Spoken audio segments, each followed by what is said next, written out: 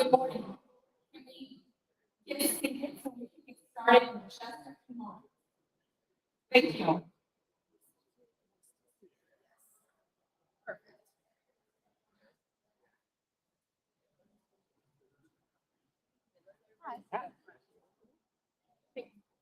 Rod, you're going to have to speak loud into the microphone. I'll do it. He's never done it. Joe and Daryl, you guys will have to speak loud into the microphone.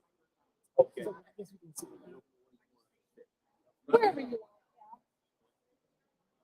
are. Hey there, how you doing? All right, how are you? Good, Rod Jeff. Ron Jeff. Rod. Ron Jeff. Yes, Yeah. I've heard. Nice to meet you. My pleasure. Thanks for being here. Me too. Me too. One day.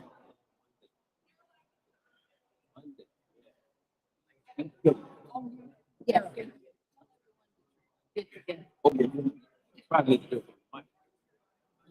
Mike. Yeah. Ask them if they can come forward.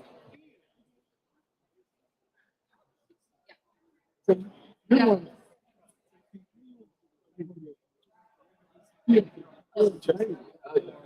the state. I wasn't sure. We're persistent. And it's changed. Yes. Sure. Sure. Yeah, there you go.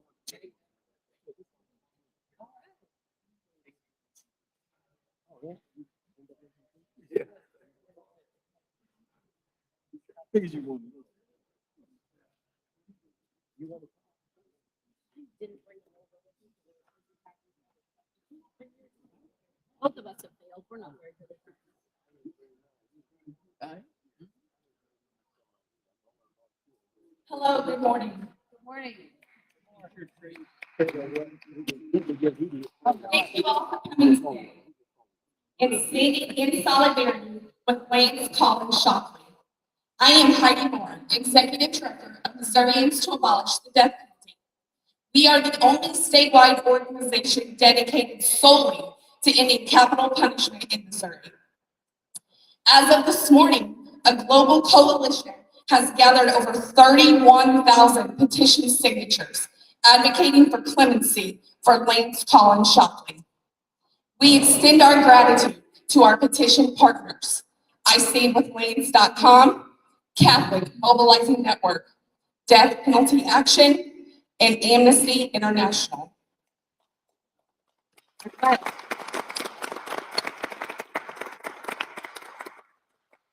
Supporters from the UK, Canada, Ireland, Sweden, Germany, and Belgium have taken action, including 30 members of the Sweden Parliament who submitted a letter requesting clemency.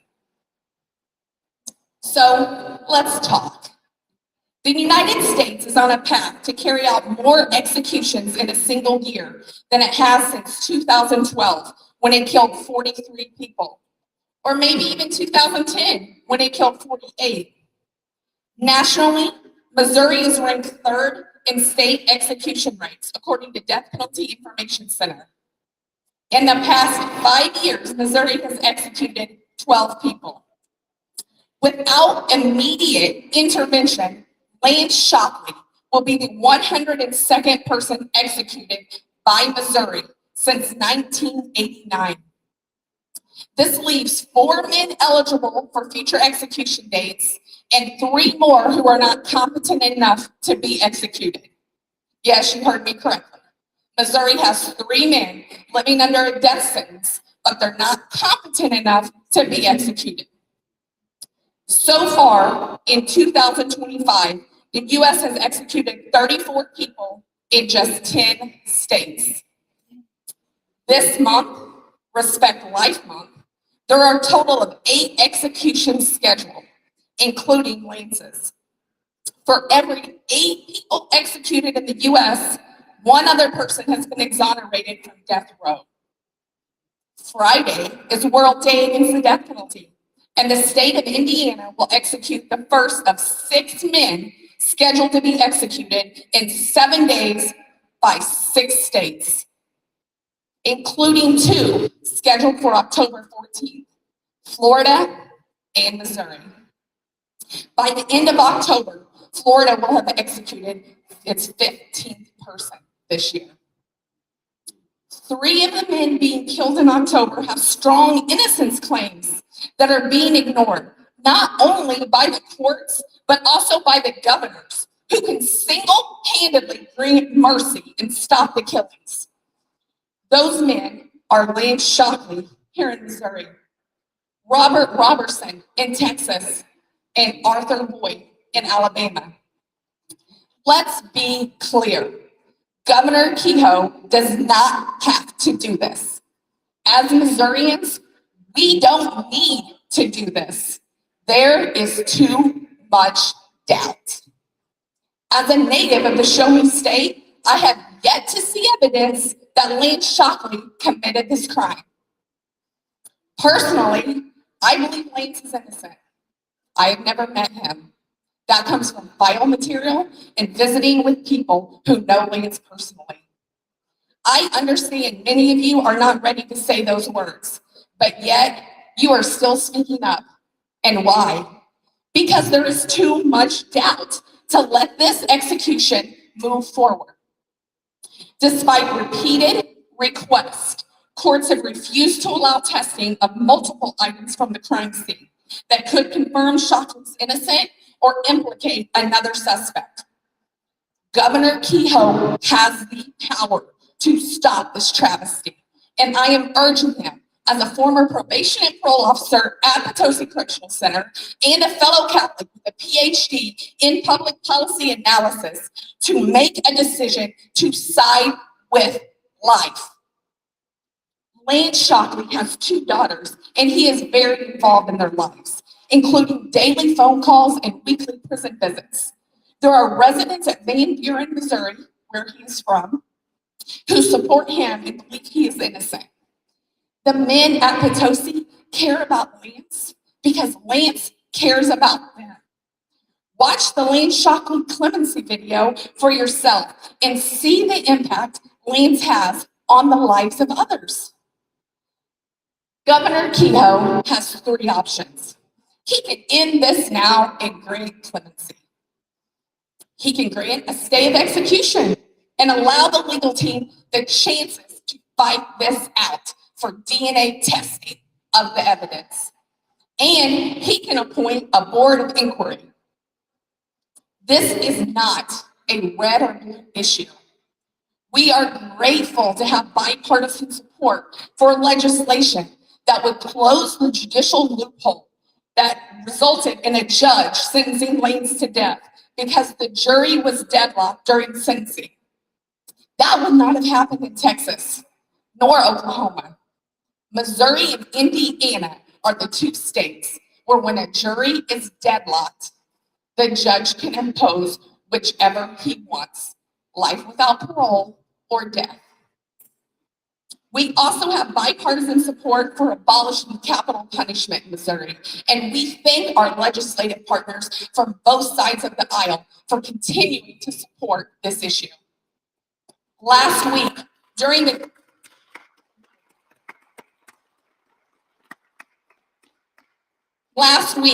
clemency hearing, Dr. Nicholas Scourge presented research indicating Missouri voters show strong bipartisan support for clemency in the Lance Shockley death penalty case.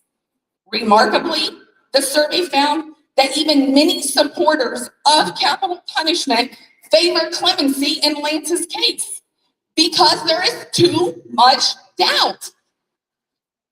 I am also personally aware of over 100 fellow Catholics, including priests and sisters from multiple religious orders, who mailed their own letters of support, not to mention postcards, emails, and phone calls urging the governor to show mercy, respect life, and grant Lance Shockley clemency. Thank you.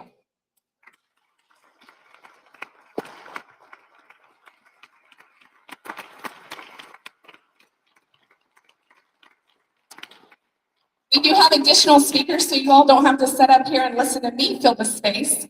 Next up, I would like to introduce Mr. Joseph Amon, an exoneree from Missouri Death Row.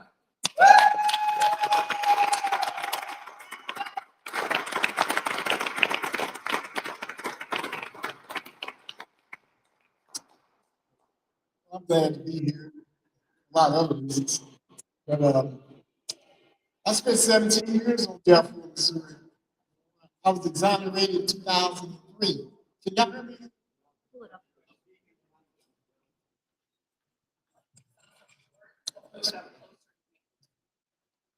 So I spent 17 years on death row in the state of Missouri, and I was exonerated in 2003.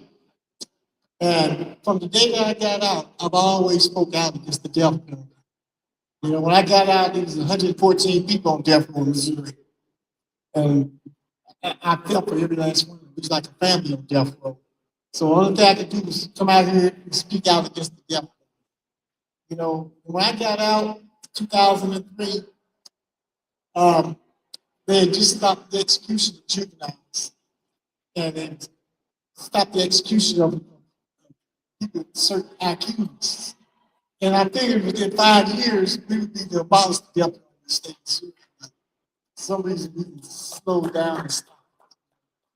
In certain areas, we have accomplished a lot with the death penalty. I think it's only, like you said, like 6 people on death row here in Missouri.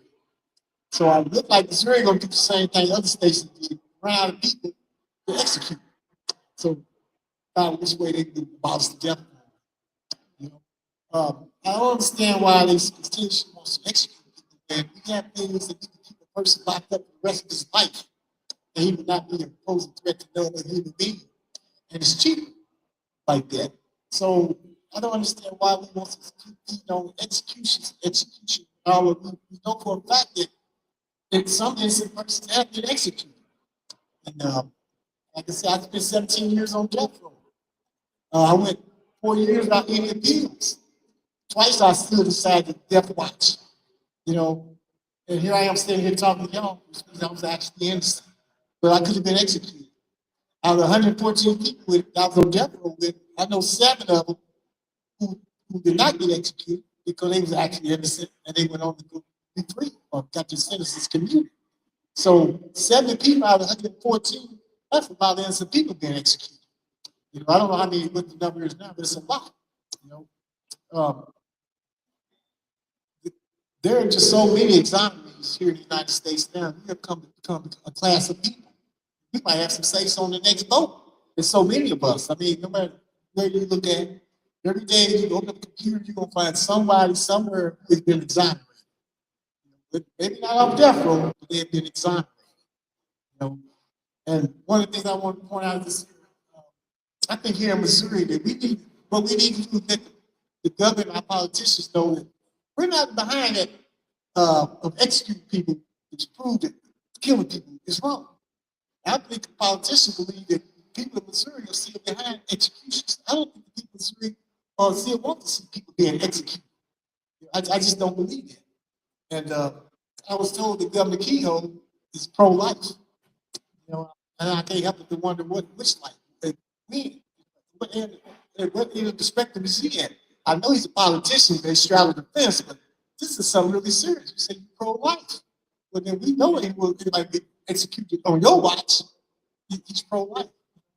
So I think that's something we let him know that we want you to be a man of your word, be pro-life.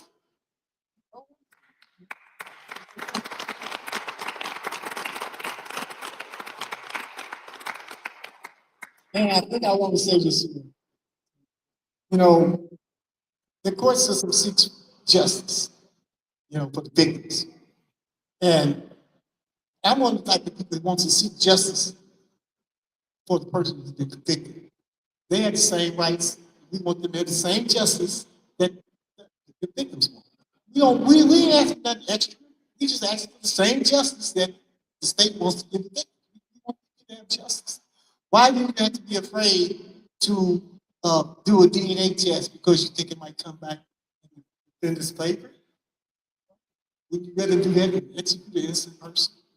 You know, I mean, what is 30 days to delay an execution? 30 days. You can wait 30 days. I just feel that we need to get out there and really let it be known to our politicians that I don't want you to execute nobody. I think execution is wrong, especially when you got a place to put them at for the rest of their life. You know, they have to worry about executing an innocent person. I'm trying to really see, I'm trying to think of something else to say, you know. Well, I'm going to say this here once again about Governor Kehoe. He's the governor. So his word is law. So he has the last say so. You know, it's time him to step up and be what he say he's about. Just that simple. Just thinking that was his son sitting on death. See how you feel about it. I think my time is up.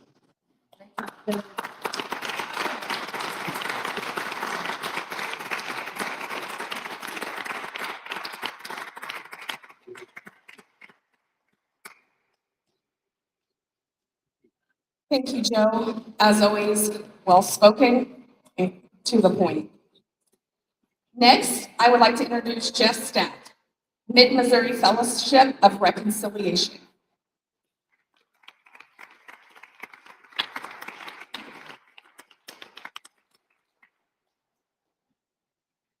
Thank you, Heidi. It's good to be with you all today on such a sober occasion. Now, hopefully it can be a joyful occasion in the next few days.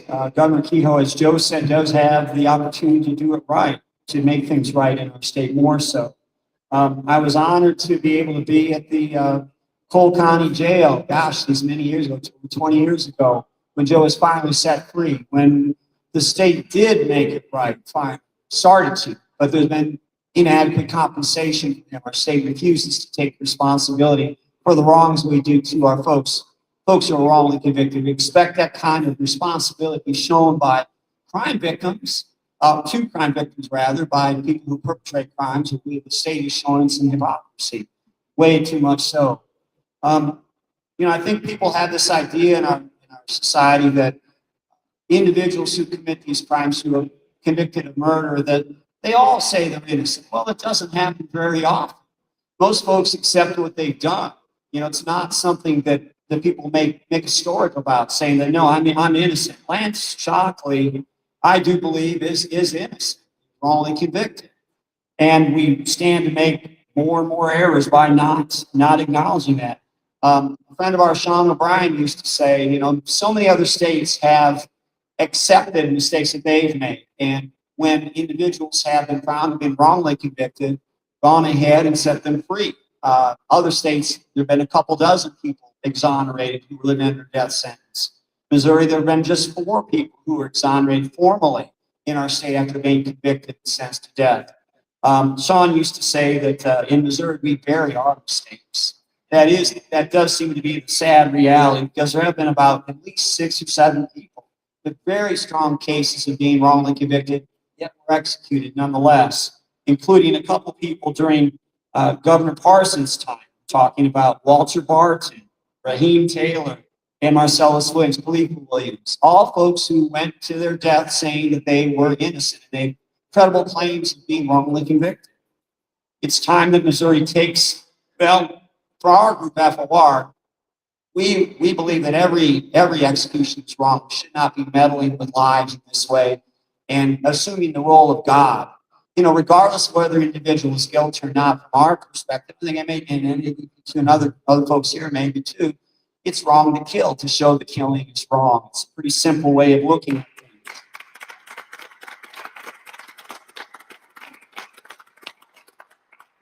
If folks are in prison for the rest of their lives, there's at least a chance that they can be found to be wrongly convicted and then ultimately set free. You can't restore the time that was taken from folks like Joe, and we'll hear from another friend in just a short little while about what he went through. You can't restore that lost time. We can at least give them the freedom that they have coming and restitution for the wrongs that we in society did to them. I want to also acknowledge, we need to keep in mind crime victims without a doubt. There's no doubt that Sergeant Carl Dwayne Graham was killed down in southern Missouri. And the reality we must remember, think about it. His son, his 4-year-old son back then, was raised without a father. As I mentioned before, Heidi talked about the daughters of Lance, who they've been traumatized for decades with the reality the state says, one day we will kill your father. And that day is coming up maybe a week from now.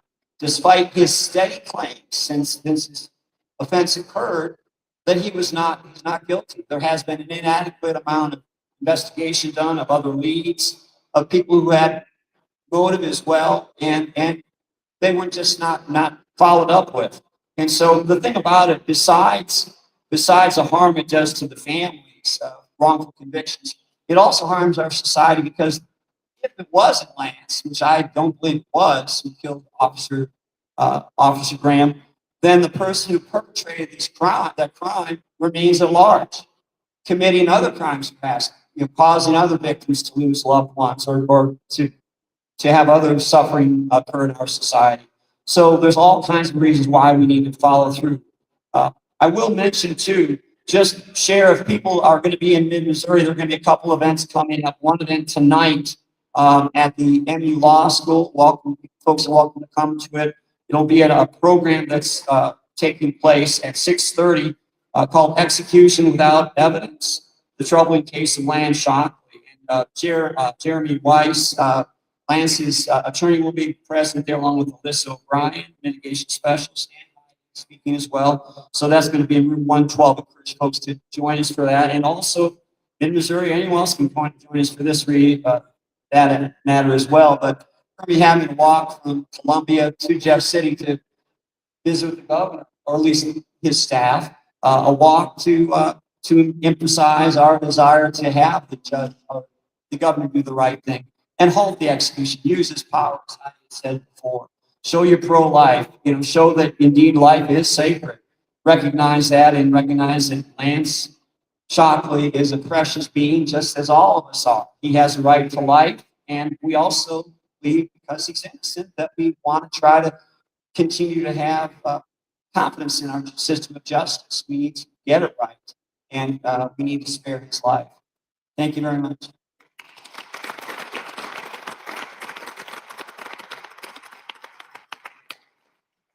As I introduce our next speaker, I want to follow up on the walk Jeff talked about. Death Penalty Action will also be bringing Journey of Hope, is sponsoring survivor and murder victim family member Suzanne Bosler, who will be participating in the walk with Jeff and us on this co-sponsored event. So as he was talking about victims in the walk, I thought it was important to let you all know that there will be a survivor and a murder victim family member coming to Missouri next week for this. Next up, it is my great pleasure to introduce Mr. Darrell Burke. He is co-founder.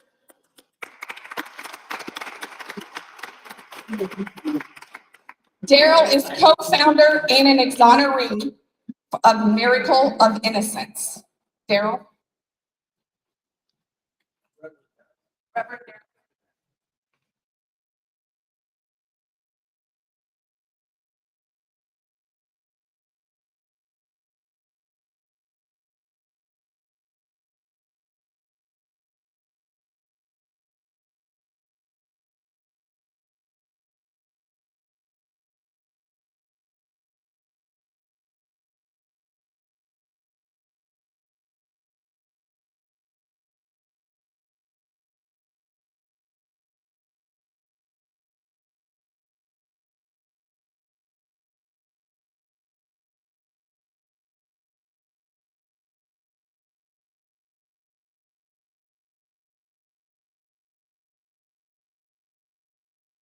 Death penalty as an innocent man. We served time together, me, Joe, and my brother, right here in Jefferson City. We did a lot of time in this city, and for crimes we didn't commit. And in fact, Sean O'Brien was coming on a youth tour, and I was a youth tour guide for young people.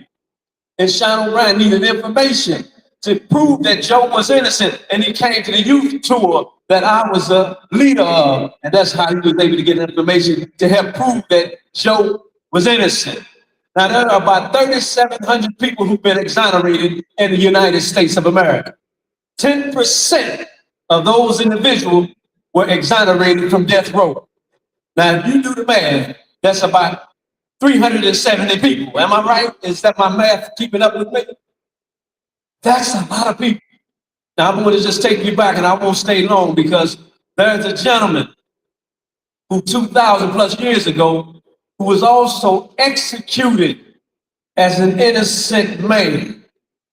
And I don't, I'm a former preacher, but I just have to mention, this guy named Jesus because I didn't believe in him for many years. But when I found out that this guy was innocent and they still killed him, is something that he said in this book, we know as the Bible. One verse, Luke 23:34, when he said, Father, forgive them, for they know not what they do. And this is what I say about, for the victims who lost their loved ones and for those who've been charged with these offenses, where is the redeeming value that we hold and we have for human beings? We're human beings. We're all a part of this family called this human family. If it was my son, my daughter, your son, your daughter, you would move heaven and earth to spare their life, and you should. And that goes for the governor, that goes for presidents, that goes for anybody who's part of, this human family. Do all you can to not only spare life, but to save life, because life is sanctified. It comes from God. It don't necessarily come from us, and for us to make those decisions about who should die or be executed. I leave you with this. Now, I'm what you call a Protestant preacher. But there's a pope by the name of Leo. I get it wrong sometimes with these Roman numerals. 13 or 14. I'm Leo the 14th. Some Catholics in there help me. Leo the 14th, and I'm going to paraphrase as I leave you. He said something that was really profound to me. He said, do we believe as human beings, as Christians, as Catholics, do we believe in pro-life? Are we pro-life? Am I pro-life? Am I pro-life in this situation, but not pro-life in this other situation? When and where do I determine if I should respect the life of some human being? How do I make that decision about when I should be pro-life and when I should say, well, this life has no value like this life has value? All life has value because all life comes from God. To God be the glory. Thank you.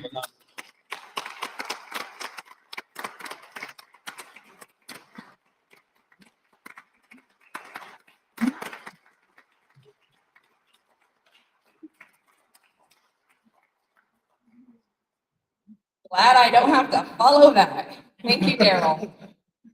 I am so glad that Miracle of Innocence was able to join us today. Next up, we have David Billing. He is a Deacon David Billing from the Archdiocese of St. Louis.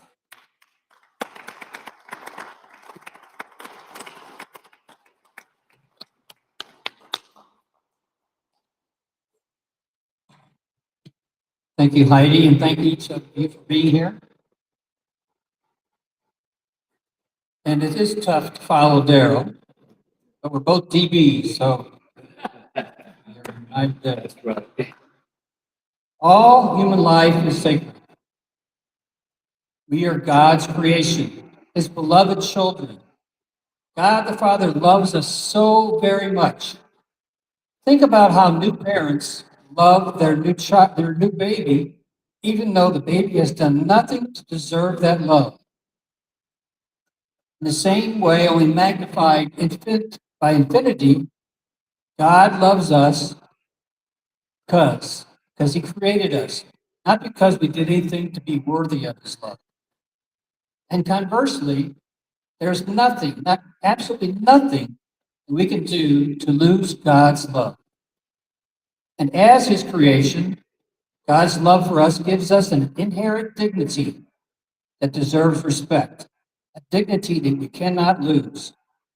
As a Catholic, as a Christian, as a beloved child of God, I love God and I am to love God's creation. We are to respect the God-given dignity of each and every person, from conception to natural death. As was mentioned, October is Respect Life Month. It would be certainly timely and fitting to ask the governor to respect the God-given dignity and right to life of our brother Lance Shockley. And we can look to guidance on the death penalty from our Holy Fathers. Pope John Paul II called for an end to the death penalty, which he said was both cruel and unnecessary. And on a visit to St. Louis in 1999, the Pope appealed to Governor Mel Carnahan to commute the death sentence of Darrell Neese, who was scheduled for execution. The governor spared Mr. Neese's life. Pope Benedict XVI called on world leaders, I quote, to make every effort to eliminate the death penalty and reform the penal system in a way that ensures respect for prisoners' human dignity. Pope Francis wrote, death penalty, regardless of means of execution, entails cruel, inhumane, and degrading treatment. He amended the Catechism of the Catholic Church to say that the death penalty is inadmissible because it is an attack on the dignity of the person. And as Darrell mentioned, just last week, Pope Leo said, and I quote, someone who says that I am against abortion but says I am in favor of the death penalty is not really pro-life. Lastly, nothing can be gained by killing Lance Shockley, but so much will be lost. Lance is a loving father to his daughters. He's a faith leader in his home in Potosi, and he serves as a mentor and mediator for his brother inmates. In this day and age, death penalty makes me wonder, why do we kill people who kill people to show that it's wrong to kill? And I'd like to close with a prayer. Good gracious God, Father of us all, we ask these things. Peace and consolation for the family of Sergeant Graham, to turn the heart of Governor Mike Kehoe towards mercy. And we ask for great courage, to grant courage for Lance, reminding that he's a beloved son of God the Father, and for determination and hope for the death penalty volunteers and advocates. We ask all these things in your name, Father, Son, Spirit. Thank you.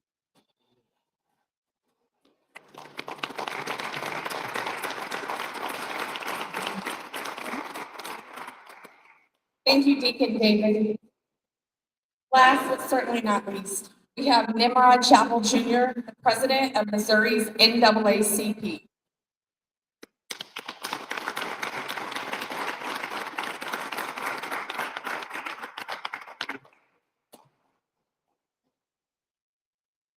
While at some points it's comforting to see people who you work so closely with in the struggle, at the same time, it's a great pain. It's a great pain to be with each of you today, recognizing why we're here. We're not here for celebration or jubilation or in some recognition that justice has been served, even if we don't like the punishment that's set out. We're here today because we recognize the sanctity of human life, that it cannot be taken, cannot be squashed, and should not under any circumstance. We're here today asking for mercy, for justice to be allowed to take its course, for time, so that we don't commit a grave mistake, one that can't be undone. Years ago, I had the misfortune to attend the funeral of one of my own uncles. And I say that only because I recognize that among the faces of people who loved him closely, they recognized that he would never be back. That things that they had enjoyed during their lives would never be the same. For us, Lance Shockley is a part of that same family, that human family. And although we may not know him individually, his loss will bear its weight upon each of us and upon our society. Those of us who believe, are people of faith, have an opportunity. We can ask that the Lord, or in our own faith, that the religious leaders intercede in some way, asking that this life be saved, and we should. Those of us who believe morally that what's happening here is wrong have an opportunity to ask our friends, our community members, our families to reach out, to do something about this atrocity that we want to stop. Each of us, all of us, have a responsibility to change the way that this society is dealing with each other. And we can. We're looking at living proof of men once committed to death row, now, contributing to society, to the loving family that we call humanity. And while we wonder what questions there are in Lance Shockley's life that have not been answered, our state saying of "show me" still rings true. There should be no questions in the state process and due process when we get to this stage. We can't have that. And we can't continue to go along with what other people tell us is good enough for you. And that's where we are. We are the singing, happy people of this society who just want to go to work, pray to our gods, and take care of our families. That's all we want. And still, each of us worry that each day in new ways we're getting plucked from humanity. Here, Lance Shockley proposed to be taken by an awful execution. We watch daily on the streets, whether it's St. Louis, Chicago, Kansas City, Portland, brothers and sisters being whisked away with no due process at all. Not executed, but excommunicated from the society that they've contributed to. We can no more stand by and allow Lance's life to be taken than we can to watch these individuals be taken away. Now is our opportunity. If we are to make a change, we have to stand, and not just stand here in this room together. We have to act together. We have to join together the forces of humanity, call upon our brothers and sisters in faith, bring forward our moral character that we cherish so deeply, and provide the legacy to our families and to this state that it deserves.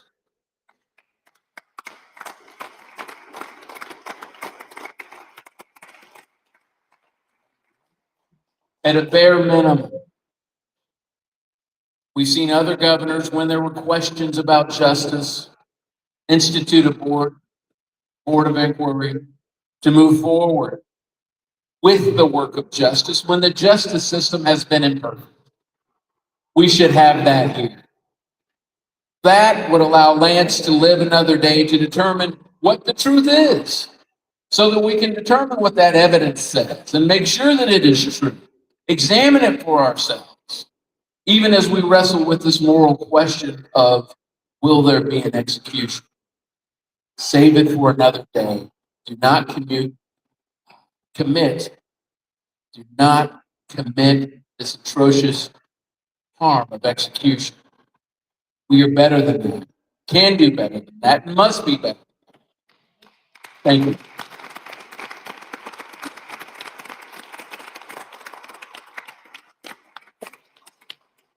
Actually, we have one more speaker joining us today. Matt Surdike is from the St. Louis area. He's met Lance inside prison. And he didn't know what he was coming to today, but he felt compelled to drive up here from the St. Louis area and to see what was happening. And he wants to say a few words about Lance and knowing Lance personally. Matt?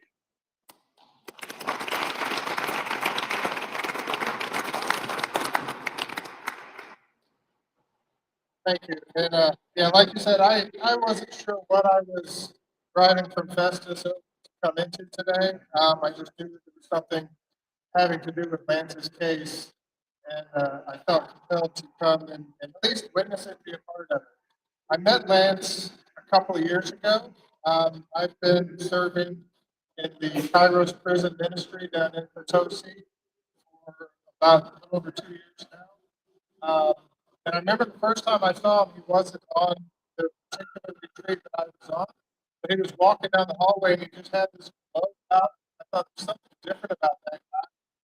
And some of the other men who had served on the retreat previously, I could tell they knew him because they were saying, "Hey, Lance, how you doing?" That kind of stuff. Subsequent retreats, I actually got to work with them, to get to know him, to talk with him just a little bit because he was always busy helping everybody else. Sorry. He was always busy helping the other guys. He was just this light in this prison that is full of darkness. When we go in on the prison ministry in Kairos in particular, we intentionally, we choose not to know why someone is in there. I didn't realize he was on death row actually until last day, right before I had gone in. And on that particular retreat, I could tell that there was something going on. I wasn't sure what it was. And after the fact, I found out that I guess Lance had just realized that he had exhausted his last formal appeal. And one of the examples from that particular retreat of Lance's impact, there was a gentleman who was on the retreat for the first time, um, came in just in a really dark place, and at the end of the retreat, the residents, they're allowed to kind of say where they were before the retreat, what they found, and where they are going forward. This guy got up in front of about 75 other residents in Potosi and shared that he was on the yard one day, and Lance came up and started talking to him. He didn't really know Lance, but he just started talking to him and trying to help bring him up and get him in a better place, and encouraged him to eventually come on this retreat. And he's like, I had no idea what Lance was going through personally at the time until after the fact, but Lance, in the middle of his court stuff falling apart, was still Christian enough and realized the dignity of human life enough to reach out to a guy that he saw on the yard in Potosi that was suffering. Um, and again, I've heard a lot of people talk today about the case, and I'm intentionally ignorant of the case. I don't really want to know the details of the case, because to me, the case matters for sure, but what matters more is that Lance is being a light in that prison, and he's doing God's work, Christ's work in that prison.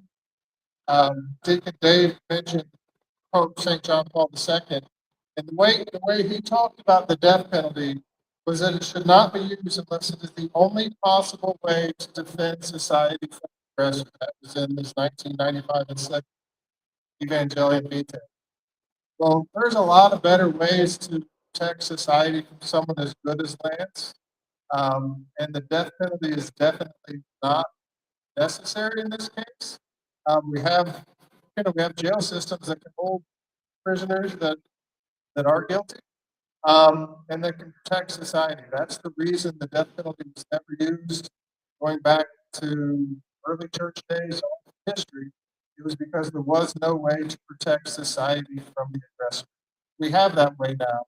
We have prison systems that can. So, for one, as a Catholic, there is no real reason to have the death penalty anymore, as Pope Francis also stated, and Pope Leo and many popes passed.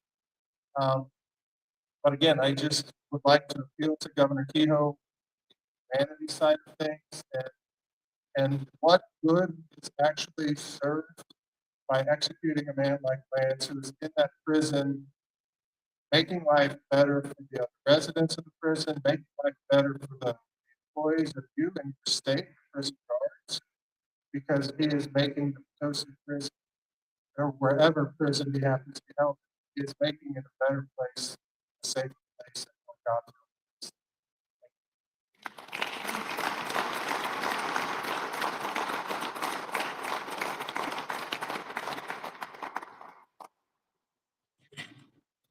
All right, once again, thank you all for caring enough to show up. Thank you for those that are watching. We are now going to transition into the petition portion. So up front here on the table, just below me, I'm so short I can't see, are signed postcards as well as petitions. Sharon and Connor will give a few pages to each of us that want to participate. We hope everyone participates. We will follow Rod up the stairwell, and we will silently deliver petitions into the governor's office. Now, for anyone that's concerned, we email the petitions officially. We make sure that everything's in order. But for now, we are going to deliver these petitions. And thank you for the St. Louis University students who have showed up here today with us as well. Thanks to all our speakers, and let's just hope that Governor Kehoe actually chooses life and puts his pro-life beliefs out front, because that is what he ran on. Thank you.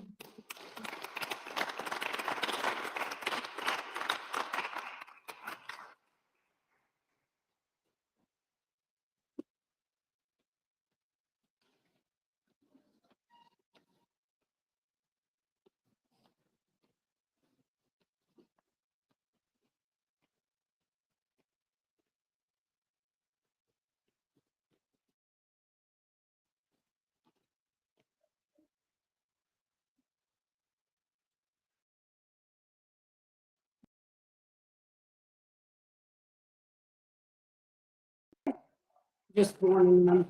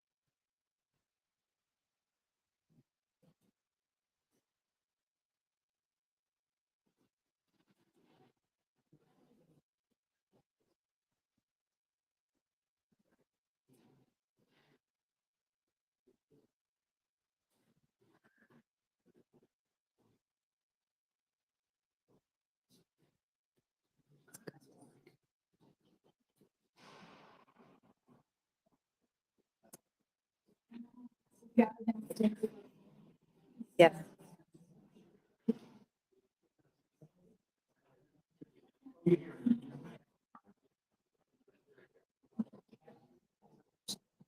Everyone,